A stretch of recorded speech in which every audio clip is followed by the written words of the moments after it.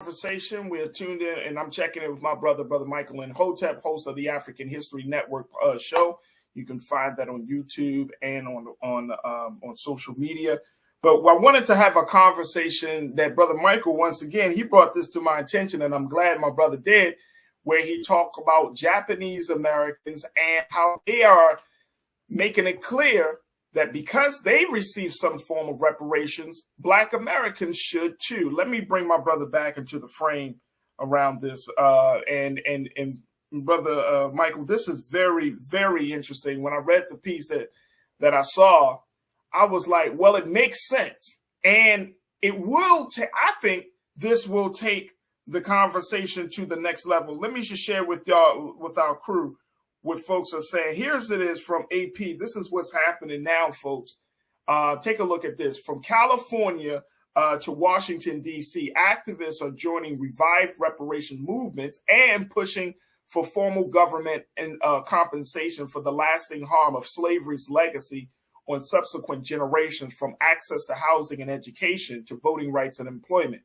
Japanese American activists in California are studying the landmark report issued by the California's task force and plan to reach out to college students, churches, and other community groups to raise awareness about why Black reparations is needed and how it intersects with their own struggle. All right, Keenan, let's stay right there for a minute. Then we'll share the second quote in a minute.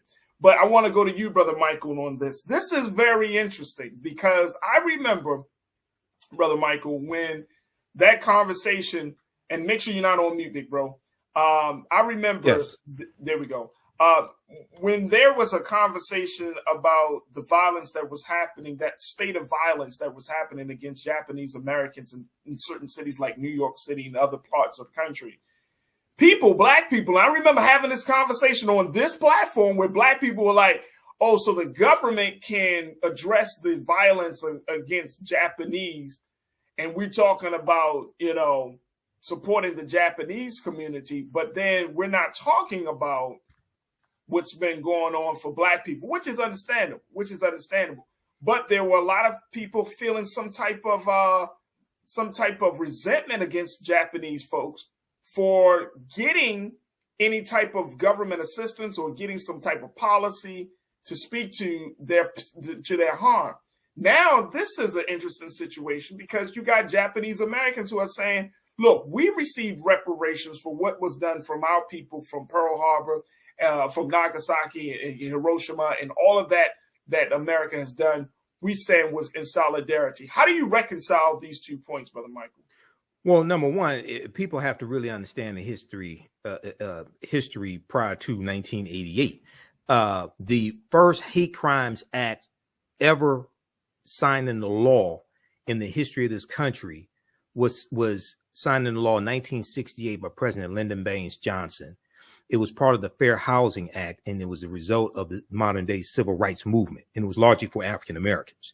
That's the first hate crimes act ever signed into the history of this country. Then when you go and study why the Department of Justice was created in 1870 by Congress during Reconstruction, the Department of Justice was created largely to enforce the new rights that African Americans were getting and to prosecute those who were violating their rights. And this is why in 1871, you had the Ku Klux Klan Act. And then you have President Ulysses S. Grant that declares martial law in 9 counties in South Carolina to crack down on the Klan. And you had Klansmen prosecuted by the Department of Justice. When we look here at what Japanese Americans got, first of all, it's important to understand which Japanese Americans got a one-time payout of $20,000, which totaled over $1.6 billion. It was approximately 82,250 Japanese Americans. It was not all Japanese Americans in the country. It went to those directly who were put into those internment camps during World War II, about 1941 and 1945 or so. And it went to those who had to be evacuated. Okay. So this past Congress, now I posted this link here from justice.gov. If you could pull that up, that explains exactly what happened. That's from the Department of Justice, 10-year program to compensate Japanese Americans interned during World War II closes its doors. So this was, and you can zoom in on that. This was an act of Congress. It only went to those who were survivors of the internment camps. Now, members of the Congressional Black Caucus at this time advocated for this also this restitution. So this was 1988 that this bill passed. They left a 10-year window for people to make claims. In 1989, the Honorable John Conyers from Detroit introduced H.R. 40 to have a study done by the federal government on the harms of that slavery has done and the consequences of slavery, the legacy of slavery to African Americans. So that was the year after this. Now the problem is based upon Title VI of the 1964 Civil Rights Act, Section 601, non-discrimination and federally assisted programs. Race-based programs are illegal at the federal level. You also have a similar law in California, which is why the California Reparations Task Force is prescribing their reparations based upon lineage, as opposed to just race, just being black. Right. Okay, so they can get around that and withstand court challenges, because whatever they pass will be challenged in court. You have to be able to withstand court challenges. That's all you have to understand law. Now, the problem with us is that all of the last of the former slaves died in the 1950s. So our situation is different than Japanese Americans, because that restitution only went to those who were directly harmed. For us, all the last of the former slaves died in the 1950s. So this is why you're going to have to approach it differently. And what will be what California is doing is probably what will be adopted at the federal level. If something is adopted, you have to do it by lineage. But the most important thing that we have to understand is that this is not about a check.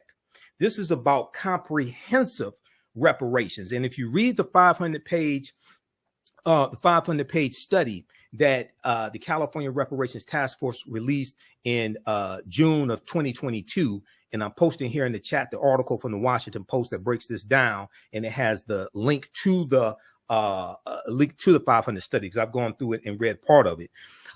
We have to have comprehensive reparations. So the laws and policies that have been put in place and still remain in place that have maldistributed wealth, power, and resources into the hands of Europeans, you have to change those laws and policies. Yep. This is why you have to understand the history of what's happened, because if we all got $1 million a day, you and I both know white people will have it all back by this time next week. And the only thing you would have done is stimulated their economy, but the laws and policies that now distributed wealth, power, and resources into their hands in the first place will still be there. Okay. Let me throw this out there as well, Brother Michael. And I'm glad that you're bringing these points up. One of the things that was said was referenced is this Pew Research Center poll that was done about the issue. Right. Take a look at this, folks. Only 30% of U.S. adults surveyed by the Pew Research Center in 2021. And Keenan, let's pull this second quote up for me, please. Thank you, bro. Only 30% of U.S. adults surveyed by the Pew Research Center in 2021 supported reparations for slavery. That was in 2021. That's 2 years ago. 77% of whom were Black Americans. Wow. That was 2 years ago, folks. Support among Latinos and Asians were 39% and 33% respectively, and white Americans had the lowest rate of support at 18%. Now, some advocates said that the idea of reparations for the World War II incarceration camps was once considered outlandish.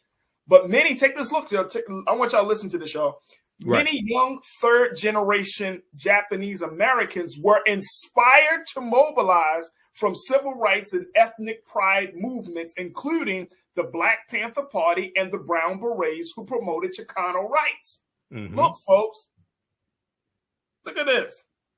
Take a listen, folks. Let me just say this, and Brother Michael, we only got a couple of moments left. Okay. But I'm bringing this up because if we understood that the struggle of Black people in this country serves as the metric, the standard, the very reference point on what human rights look like in this country, right? We open the door. Our struggle opens the door for other salvation. Right. And so for the fact that you got third generation Japanese Americans, young Japanese, who are learning about the Black Power movement, the Civil Rights movement, they're learning about all of these movements of Black liberation that are saying, look, This is similar to what we experience. This is eye-opening on so many levels. And this is why Chris, my guy, Chris Big checked in. He said something, and I'm a true, and I'm in total agreement with him. Chris, you made the point. You said the benefits. Let me just make sure. Let me make sure I'm pulling this up. You said, Chris, that in order for movements to be successful, that they must be diverse. And for a situation like this, for Japanese people, some Japanese, of course, not across the board, but some Japanese Americans saying, we want to support this. I think, Brother Michael, this pushes the priority up a few notches to get people to understand. Now, if you got Japanese that are signing on, imagine what would happen if Latinos signed on. Right. Well, yeah. So this is why it's important to understand history and why the history of this country and the history of African Americans has to be taught in all schools across the country. It has to be taught to everybody, because those third generation Japanese are studying history, studying the Black Power movement, also studying the Civil Rights movement. Asian women like Grace Lee Boggs, things like this, who was an ally to the Civil Rights movement. Now, I just posted the link here to an article. If you can just pull this up for a quick second. This deals with how you tie all this together. Racism has cost the U.S. $16 trillion. This was a study by Citigroup Bank.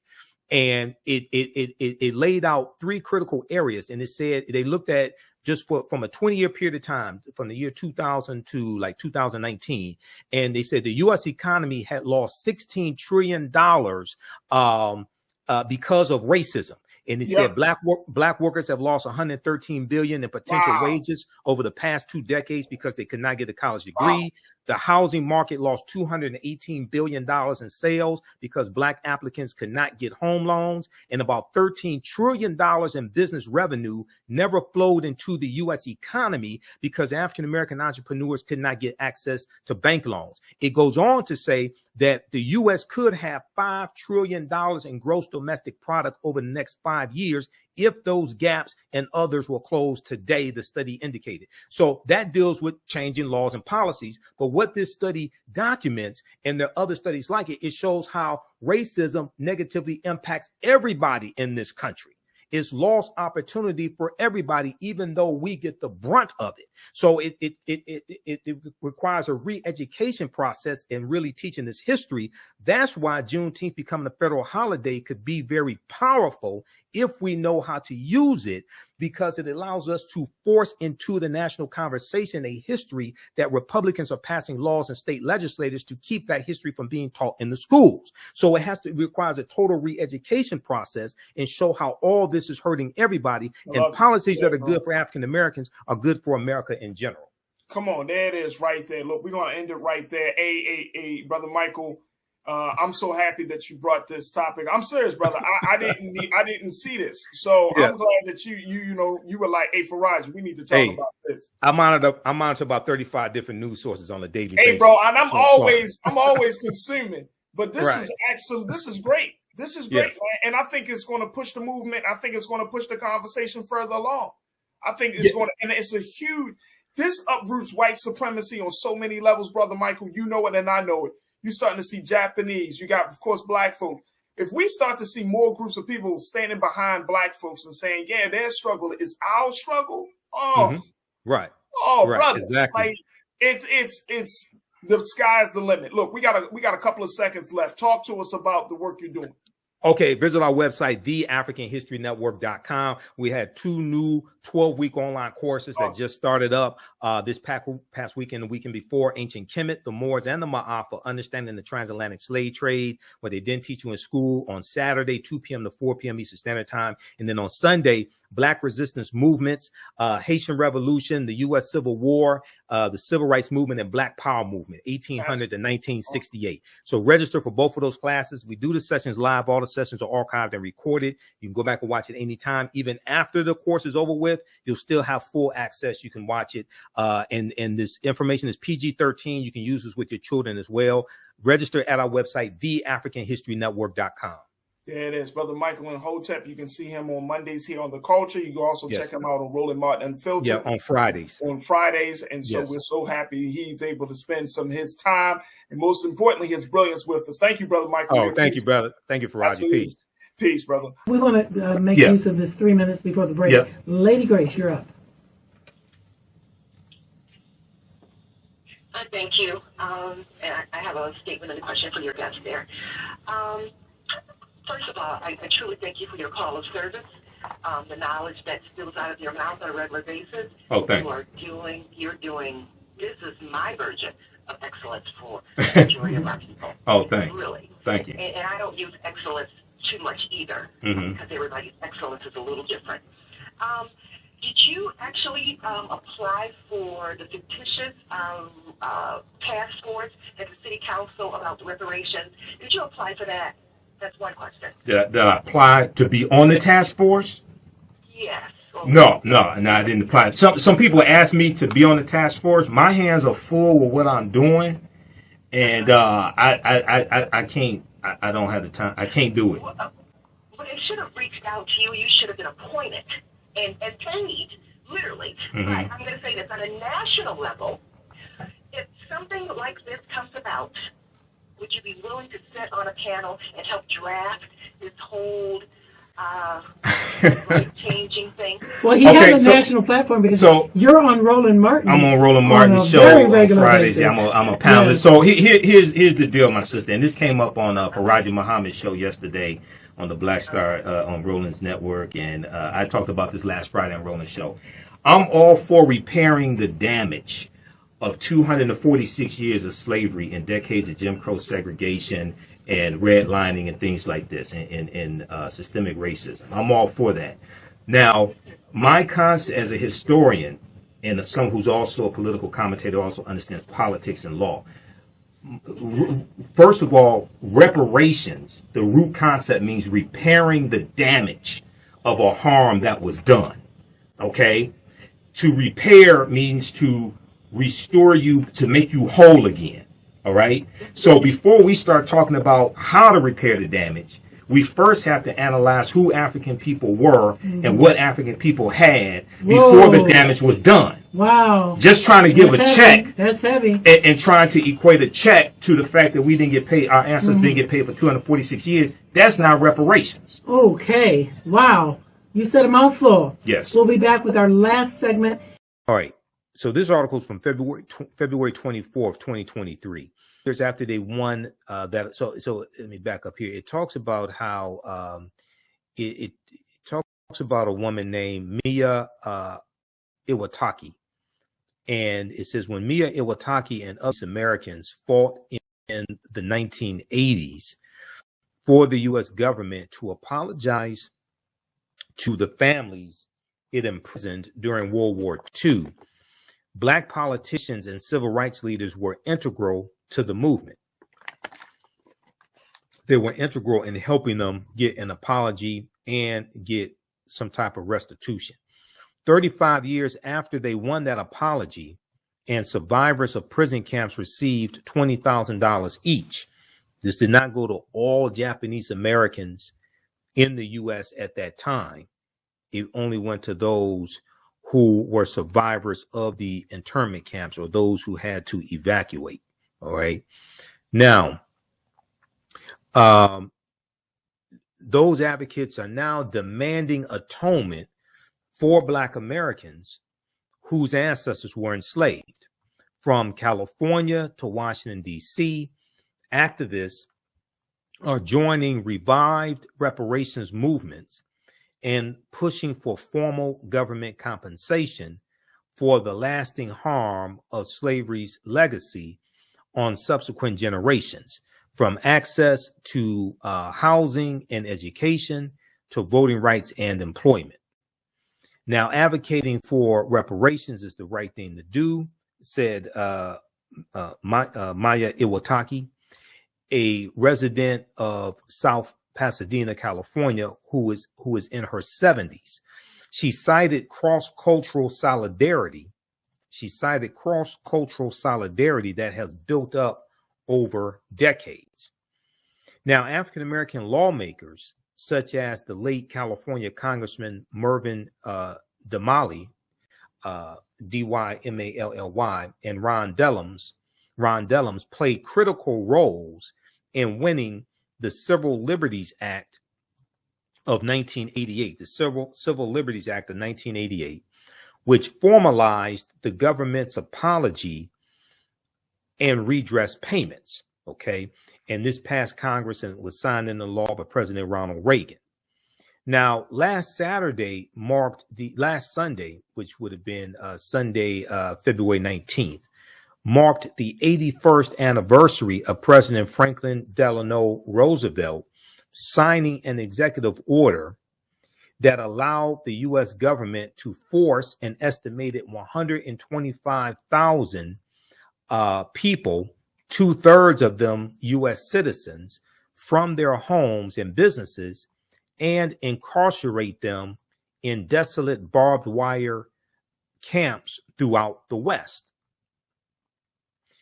Now, Iwataki said, quote, "We want to help our communities win reparations because it was so important to us. We want to help communities win reparations because it was so important to us."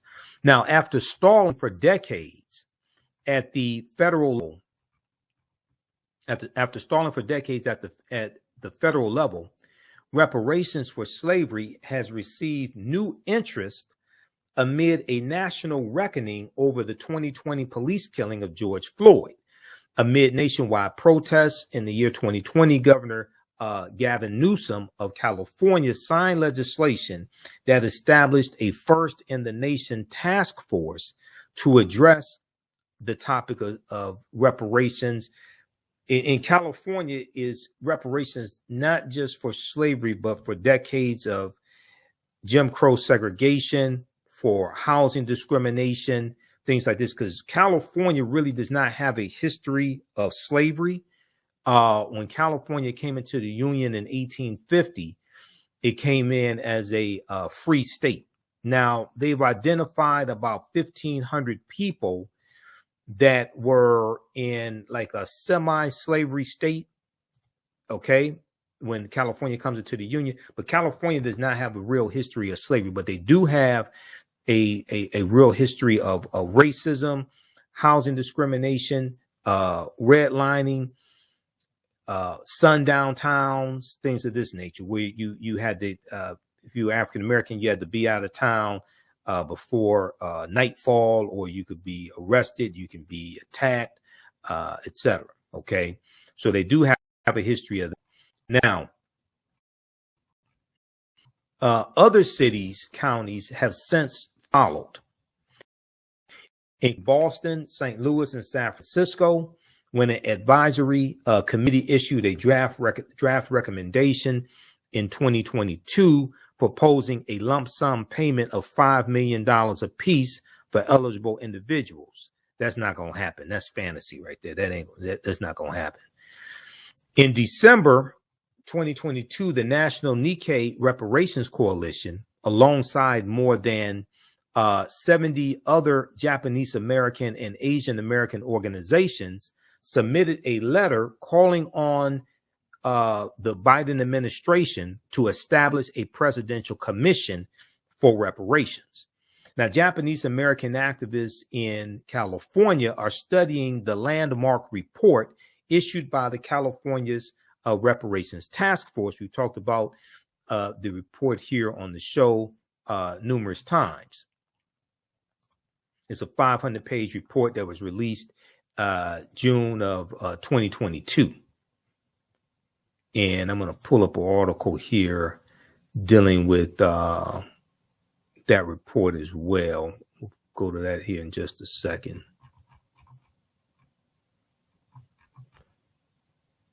Okay.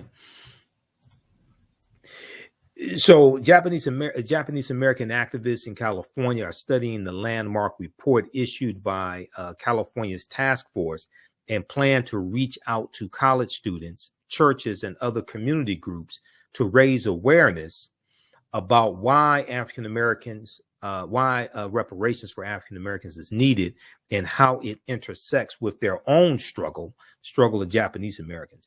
Now, reparations critics say that monetary compensation and other forms of atonement are not necessary when no one alive today was enslaved or a slave owner, overlooking the inequities today impacting later generations of Black Americans.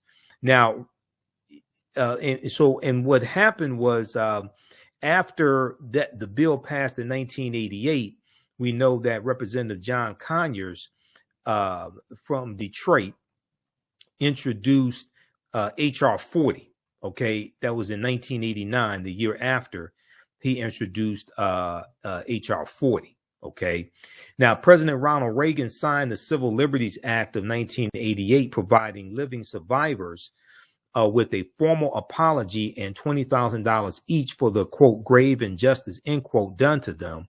It would cost the U.S. government $1.6 billion. So from 1988 to 1998, they paid that out. A year after Ronald Reagan signed Japanese reparations into law, the late Congressman John Conyers from Detroit introduced a bill to consider slavery reparations, named after the promise of 40 acres and a mule that the U.S. initially made to free slaves. The bill has gone it really hasn't gone anywhere. It made it out of the House Judiciary Committee for the first time. I think it was like 2021, something like that. The promise of 40 acres and a mule, that didn't apply to all former slaves, just so people understand. That was 400,000 acres of coastal land divided up into 40-acre plots, coastal land in South Carolina, Florida, and Georgia. So it was split up among about 40,000 African-American families, but President Andrew Johnson ends up taking most of that land back. We'll continue this discussion on the other side of the break. We'll be back in a few minutes. Welcome back to the African History Network show. All right. So right before the break, we were talking about the article from the Greedo.com press. Name of this article is Japanese Americans Push for Black People to Receive Reparations. Japanese Americans push for Black people to receive reparations. Now, I know a couple of weeks ago, somebody called in and they were talking about reparations for African Americans. They mentioned the Japanese, and they said the Japanese are getting reparations. They're not getting reparations. They already got it. And this was from 1988 to 1998. And let's look at what they actually got, because there's a whole lot of misinformation floating around about this. One, it did not apply that were living in the U.S. between 1988 and 1998. It only applied to those who were survivors of the terms. Okay.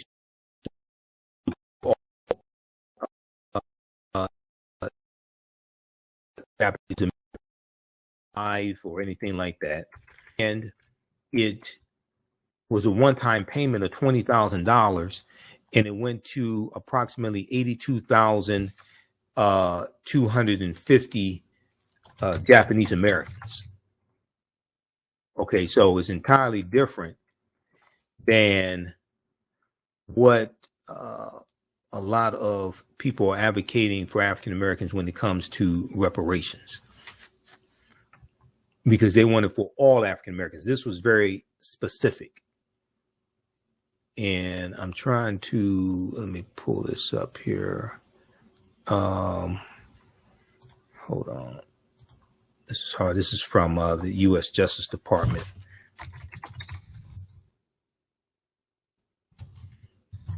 In your program to compensate Japanese Americans interned during World War II. So this is at justice.gov. The Department Department of Justice website. Also at archives.gov, they have, which is the U.S. National Archives, they have some information on this as well. But I want this sheet, because that's what I have printed up. I want this sheet here from justice.gov. Okay, so this is a press release from Friday, February 19th, 1999. Okay, in a 10-year program to compensate Japanese Americans during World War II closes its doors. After paying out more than $1.6 billion to more than 82,250 persons of Japanese ancestry who were interned during World War II, the Justice Department's Office of Redress the Justice Department's Office of Redress Administration has officially closed its doors. The Redress Program, which was established by the Civil Liberties Act of 1988, acknowledges, apologizes, and makes restitution for the fundamental injustice of the evacuation, relocation, and internment of Japanese Americans during World War II. The Justice Department's Office of Redress Administration, ORA, O-R-A, was charged with administering the 10-year program, which by operation of law officially closed on February 5th, 1999. Final figures were released today. This is back in 1999. So since the program's inception, ORA has provided $20,000 in redress to 82,219 eligible claimants. This did not go to all Japanese Americans who were living in the United States between 1988 and 1998 or 1999. This was very specific. It went to approximately 82,219 Japanese Americans. This totaled more than $1.6 billion. So here they break down what the stipulations were. In order to have been eligible for restitution, an applicant had to have been alive on August 10th, 1988, a U.S. citizen or permanent resident, U.S. citizen or permanent resident alien during the internment period, which was December 7th, 1941 to June 30th, 1946. There had to be a person of Japanese ancestry or the spouse or parent of a person of Japanese ancestry, and evacuated, relocated, interned, or otherwise deprived of liberty or property as a result of federal government action during the internment period and based solely on their Japanese ancestry. So once again, this didn't go to all Japanese Americans, as many people call in the radio shows and make it seem like happened. That's why you have to do research. That's not what happened. Now, the problem when it comes to reparations for African Americans is that all of the last of the former slaves died in the 1950s. What Japanese got only went to those who were actually put into the internment camps or those who had to evacuate. For us, our situation is different because all the last of the former slaves died in the 1950s, number one. But number two, based upon the 1964 Civil Rights Act, Title VI of the 1964 Civil Rights Act, non-discrimination in federally assisted programs, race-based programs are illegal at the federal level. So you're not going to have reparations for all. You're not going to have reparations for all black people in this country. That ain't going to happen. Okay. And the sooner people come to understand law and come to that realization and stop playing games with our people, everybody ain't going to, all black people not going to get a check. That's not going to happen. That's illegal. We don't understand law enough to understand that. And then the people that do understand law enough don't have the testicular fortitude to tell our people that the people that make you think that you're going to get it, everybody going to get a check, is they're lying to you. That's just all there is to it. Civil Rights Act of 1964. This is what I want right here. And this is at, I want archives.gov. Okay, where is this? Okay, it's Title VI of the 1964 Civil Rights Act. Is non-discrimination in federally assisted programs. Okay. Also, they have it at archives.gov as well.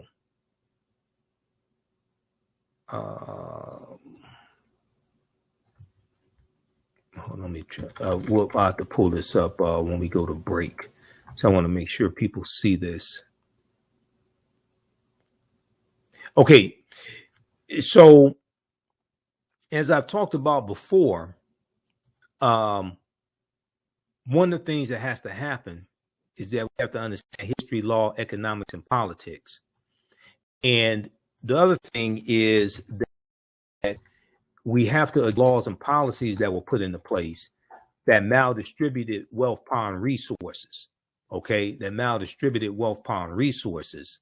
Because even if we all did get a check, if we all got $1 million a day, let's be honest, we all know white people have it all back by this time next week. Nobody really wants to be honest enough and tell you this. I'll tell you. Okay, I mean, come on. 97% of our dollars are spent with people that don't look like us. And then after you spent the money, the laws and policies that have now distributed wealth, power, and resources will still be in place. That's why you have to really understand the laws and the policies and address those and change those. Okay, whether we talk about housing discrimination, whether we talk about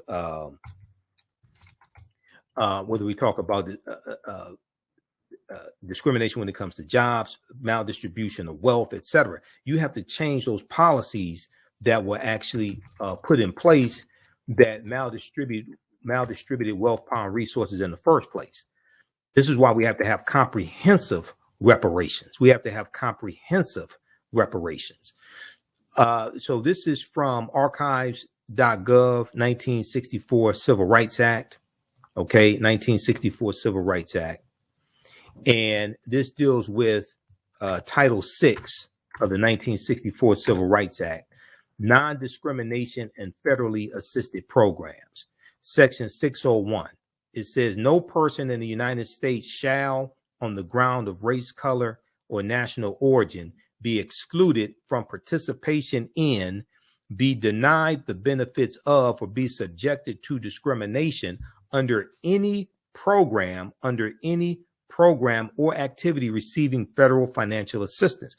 This is why it's illegal to have policies at the federal level for just one race of people. This is why when Ice Cube put out his contract with Black America, or whatever he called it, even though I talked about this before and said I think he meant well, he didn't consult with I don't think he consulted with legal scholars. I don't think he consulted with attorneys that have experience in crafting legislation, because you're not going to have you're not going to have policies that are only for African Americans. That's illegal. That's not going anywhere. And if somehow it gets implemented, you're going to be sued. The government will be sued in court. It's going to be overturned in the courts.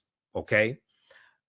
So read this. So we have to understand how to craft policies that are beneficial to African Americans, but will withstand a legal challenge in court, but they're not going to be exclusive to African Americans. We'll continue this on the other side of the break. Listen to the African History Network show right here on 910 AM, the Superstation, WFDF. I'm Michael Imhotep. We'll be back in a few minutes. Hotep, everybody. Hey, this is Michael Imhotep, founder of the African History Network and host of the African History Network show. Some of you all saw me on Farajii Muhammad's show, The Culture, on Monday, February 27th. And we talked about Scott Adams, creator of the Dilbert comic strip, who is losing newspapers that carry his comic strip because of a racist tirade that he went on. And at the end of the show, I talked about 2 online courses that I teach on the weekend, 2 online history courses. So on Saturdays, I teach a 12-week online course called Ancient Kemet, the Moors, and the Ma'afa Understanding the Transatlantic Slave Trade, what they didn't teach you in school. And this class just started up Saturday, March 4th, 2023. We have class number 3, and I teach this class 2 p.m. to 4 p.m. Eastern Standard Time. So we deal with thousands of years of history and what leads up to the transatlantic slave trade taking place. I do a PowerPoint presentation. We have book references, articles, video clips, and you'll never look at history the same way. When we study the transatlantic slave trade, we can't start studying our history in slavery. Even when we deal with the transatlantic slave trade, which is important to study, we can't start in 1619 or in the 1440s when the Portuguese get involved. We have to understand the history chronologically and deal with the 800-year occupation of Europe by the Africans known as the Moors, who enter into the Iberian Peninsula today known as Spain and Portugal from North Africa in 711 AD, and they take the teachings from ancient Kemet, ancient Egypt, into Europe. Now, and these teachings are going to bring Europe out of the Dark Ages. Now, this course not only deals with the transatlantic slave trade, but it also deals with thousands of years of history that leads up to the transatlantic slave trade taking place. August 20th, 2019 marked the 400th year anniversary of the 20 and odd Africans who came into Point Comfort on August 20th, 1619 on that White Lion pirate ship in what would later become called the colony of Virginia. Now, this year, 2019, was known as the year of return, as many African Americans were and continue to reconnect to Africa and traveling to Ghana and other West African countries, the original people of North, Central, and South America. Okay.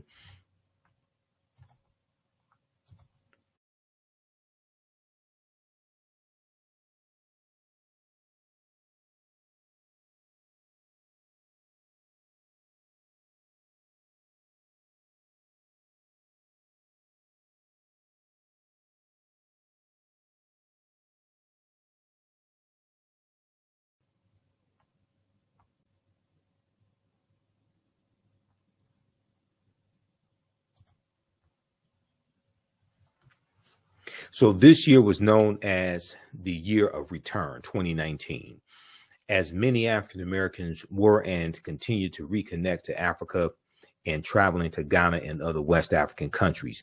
When we discuss the transatlantic slave trade, we have to first understand that African people are the original people of North, Central, and South America and have been in the land we call the United States of America at least 51,700 years.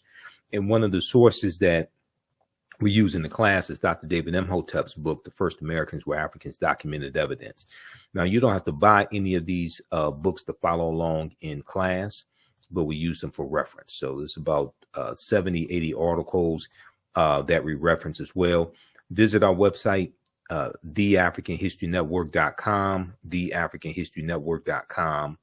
And we have the information right on the homepage of the website. 12-week online course, Ancient Kemet, the Moors, and the Ma'afa. Understanding the transatlantic slave trade, what they didn't teach you in school. So this class is on sale, $80 right now. Our next class is Saturday, March 4th, 2023, 2 p.m. to 4 p.m. Eastern Standard Time. Click right here to register for the full course. So I do the sessions live. All the sessions are archived and recorded. Even after the 12-line course is over with, you can go back and watch the entire course as much as you want to. You'll have full access. All right.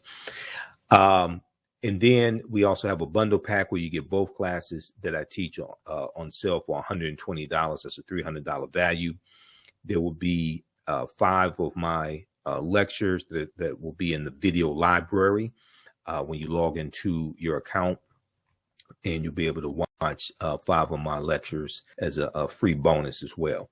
Now, the second class that I teach deals with history from 1800 to 1968.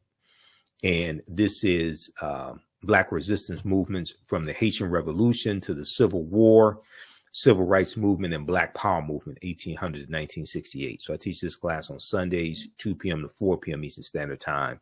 Our next class is Sunday, March 5th, 2023.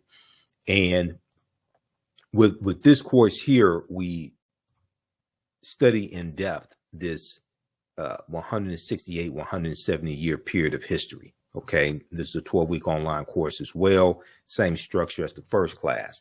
Click right here to register here. And we have to understand that history leading up to the Civil War, what led up to the Civil War taking place, but then also understand what happened after slavery ended as well. Okay, and this helps us understand how we got to where we are today. What were the laws and policies? That were put in place to put us in the predicament that we're in today as African Americans, to understand where we need to go from here. Okay, so in the aftermath of the insurrection on January 6, 2021, at the U.S. Capitol, many leading historians drew parallels between the violence that we saw January 6, 2021, and the Reconstruction era, which is 1865 to 1877.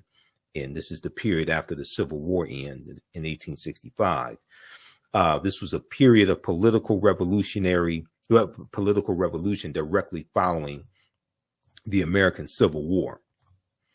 Now, this 12-week online course will analyze U.S. history primarily from the African-American perspective, beginning in the period 1800 to 1856, leading up to the end of the Civil War, okay, in 1800 to 1865 as well, and the 13th Amendment. We'll look at the Reconstruction era, 1865 to 1877, the Red Summer of 1919, the Jim Crow era, World War I, the Great Migration, 1915 to 1970, World War II, the Civil Rights Movement and Black Power Movement. To better understand where we need to go from here and the laws and policies that need to be put in place, but you have to understand how you got to where you are today. The laws and policies that have now distributed wealth, power, and resources into the hands of Europeans. And we have to understand the lasting legacy of slavery as well. Now, it's important to understand this chronology of history to get a better understanding of how we got to where we are now, to understand where we go from here. Unfortunately, some of this history is repeating itself. Okay, unfortunately, some of this history is repeating itself. So this class, you can register for it now. As soon as you register, you can watch the class number 1 that we just had. That's that. All right. Now, there's a good article from time.com that we reference in the class as well. There's a good article from Time Magazine, time.com. And this article is a new report finds that 45 states are to students. A new report finds that 45 states are failing to teach students about the period that shaped race relations after the Civil War. And they're talking about the Reconstruction era. Okay, the Reconstruction era.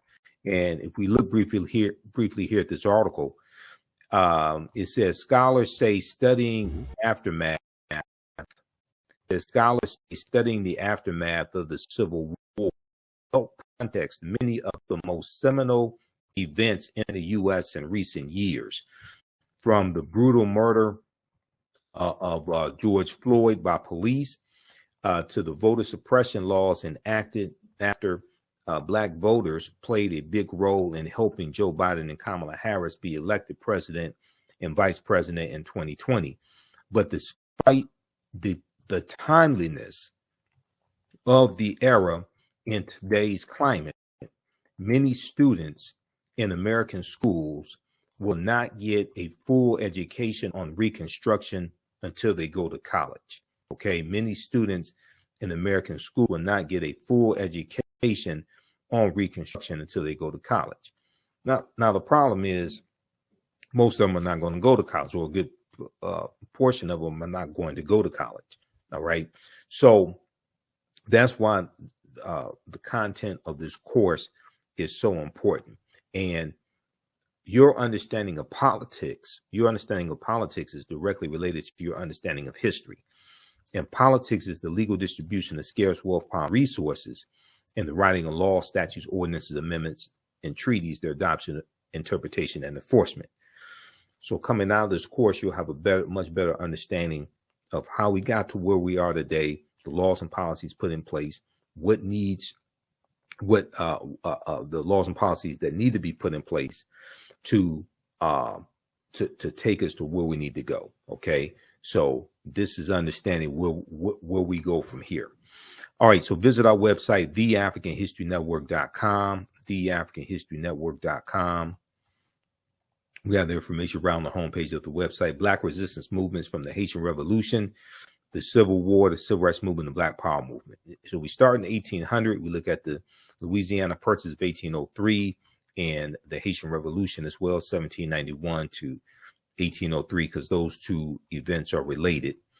And then we go through history chronologically, and we look at things like the Missouri Compromise of 1820, Texas winning its independence in 1836 from Mexico, Mexico winning its independence in 1821 from Spain, the Mexican-American War, 1846 to 1848, Treaty of Guadalupe Hidalgo, which ends the Mexican-American War, and the U.S., as a result of the Treaty of Guadalupe Hidalgo, is going to get the territory that makes up California, Arizona, New Mexico, Colorado, Utah, and Nevada.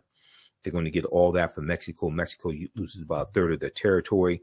We look at the Kansas-Nebraska Act of 1854, and we look at why the Civil War starts April 12, 1861. Then we go through and analyze the U.S. Civil War,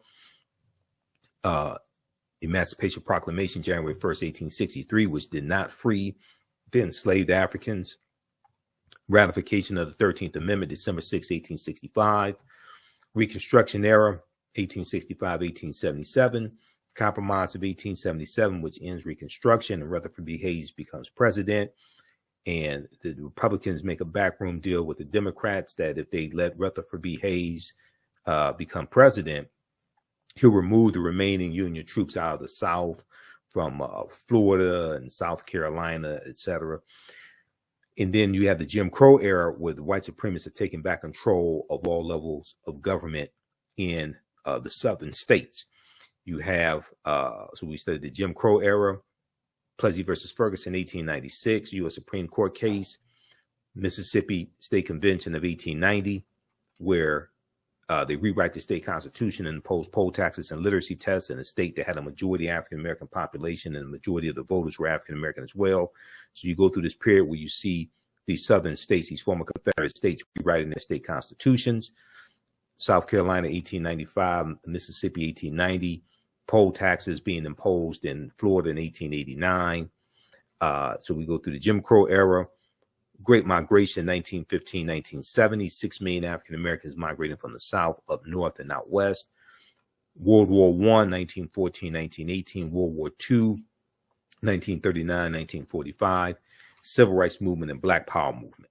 Okay, to understand what happened to us after slavery ended and what leads up to the Civil War taking place, so we can understand how we got here today and understand history, law, politics, and economics, to understand where we go from here. So Black resistance movements from the Haitian Revolution to the U.S. Civil War, Civil Rights Movement, and Black Power Movement. Okay, so you register for that class right now at theafricanhistorynetwork.com, theafricanhistorynetwork.com. That's on sale, $80 as well. And we have the bundle pack where you get both classes for $120. For both classes, this information is PG-13, I would say, so you can use this with your children as well. And also to support the African History Network, you can support us, $ the AHN Show through Cash App, $ the AHN Show through Cash App, also through PayPal, paypal.me/the AHN Show.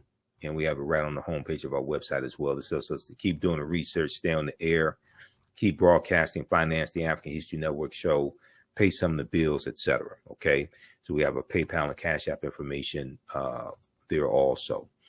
All right, So hope to see you in class.